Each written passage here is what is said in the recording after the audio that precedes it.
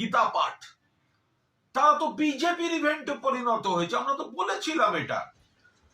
ওই যিনি কি একটা অভিযোগে অভিযুক্ত একটা সকল্ড মহারাজ, তার সঙ্গে তো সব বিজেপি নেতাদের দেখা গেল। তো বিজেপি নেতাদের পলিটিক্যাল ইভেন্ট, ওনারা মাঠ ভরাতে পারবেন না, ওনারা বড় জমায়েত করতে পারবেন না, ওনাদের মধ্যে ঝগড়াঝাঁটি, গোষ্ঠী বিবাদ, তাই গীতাকে সামনে রেখে মানুষকে বিভ্রান্ত করছেন, হিন্দু ধর্মকেন্দ্রিক রাজনীতি করতে চাইছেন। যারা গীতাকে ভালোবাসেন তারা গীতাকে ভালোবাসবেন। গীতাকে ভালোবাসা মানে বিজেপিকে ভালোবাসা। আরে যে কজন গেছে সংস্কৃত পড়েছে, যে কজন গেছে সংস্কৃত পড়েছে, ওদের কাছে তো সংস্কৃত, বিজেপির জন্য একটাই সংস্কৃতের একটা বাক্য আছে, নর নরৌ নরঃ বিজেপির কাজ হারা।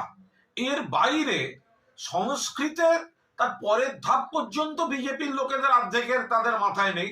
তারা গীতা নিয়ে পলিটিক্স করতে গেছে, যেগুলো গেছে তাদের অর্ধেককে ধরুন, গীতার কটা অধ্যায়, কটা শ্লোক, এদের কোনো ধারে কাছে নেই। এটা একটা পলিটিক্যাল, মানুষকে বিভ্রান্ত করার জন্য, হিন্দু ধর্মাবলম্বী কিছু মানুষের আবেগকে বিপথে চালনা করার জন্য